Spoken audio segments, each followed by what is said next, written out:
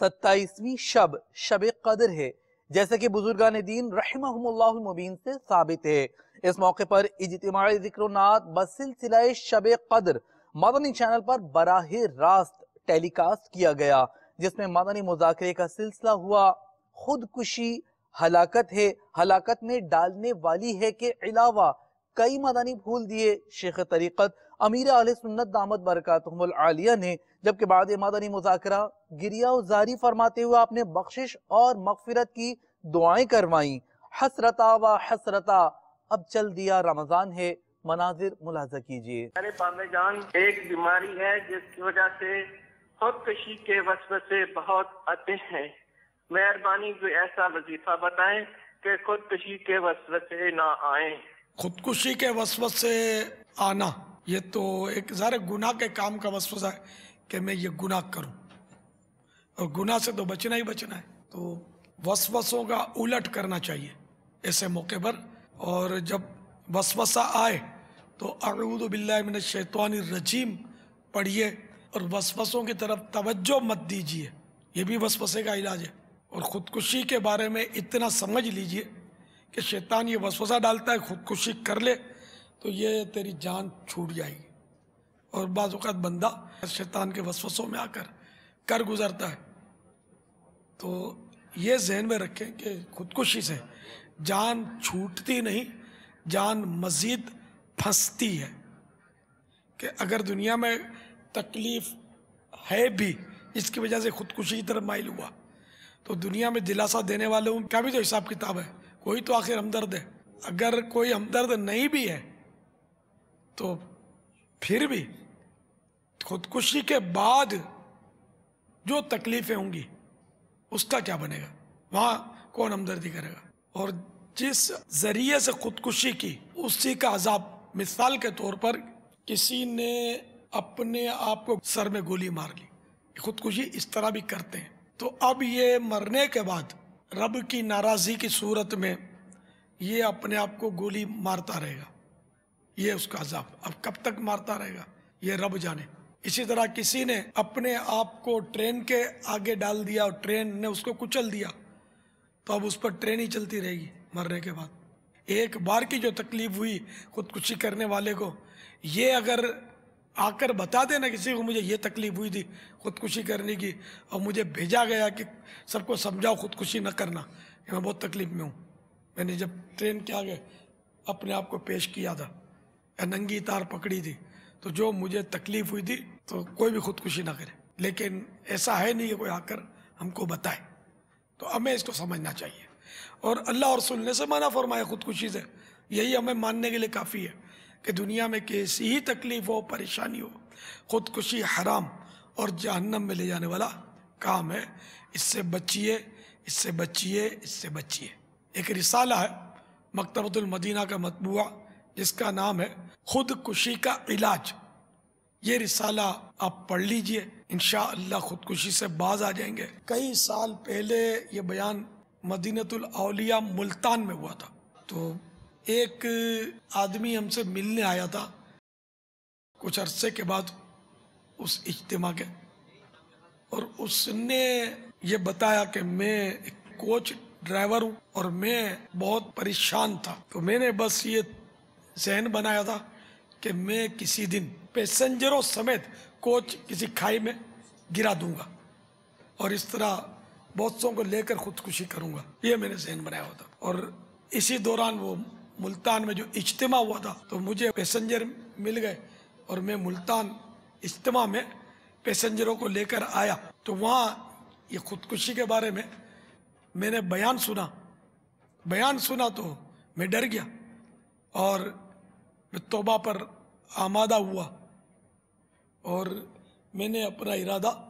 خودکشی کا ملتوی کیا۔ وہ بیان سن کر وہ خودکشی سے باز آ گیا تھا، ورنہ یہ بتائیے، غور فرمائیے وہ کیسا زندگی سے بیزار ہوگا کہ اکیلے مرنے کا ذہن نہیں تھا، بہت سو کو لے کر مر رہا تھا، وہ دنیا سے تنگ تھا۔ اللہ تعالیٰ مسلمانوں کو خودکشی جیسے حرام کام سے محفوظ فرمائے۔ واللہ تعالیٰ اعلم ورسولہ اعلم عز و جل وصلی اللہ تعالیٰ علیہ وآلہ وسلم۔ اب چاہتا ہے تو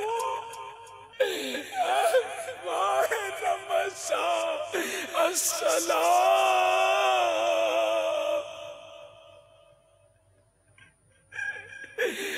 ماہ رمضان کی رنگی فضا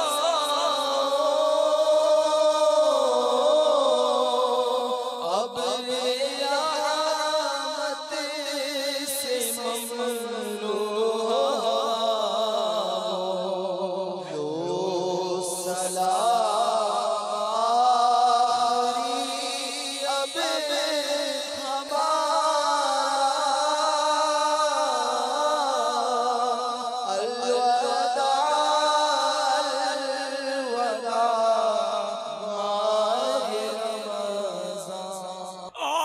اب اب جاتا ہے تو اے ماہ رمضان السلام کاش پھر لاوے تجھے دنیا میں جب رب الانام ہم بھی زندہ رہ کے دیکھتے پھر سہانے صبح و شام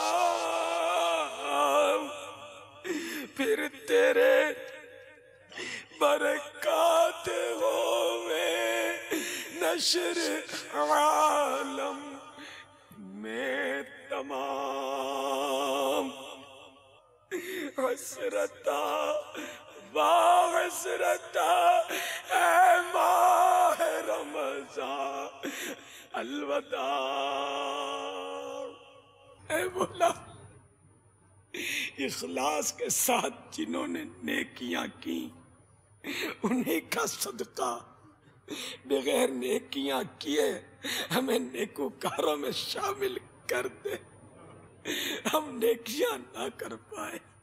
یا اللہ ہم بالکل بیکار بندے ہیں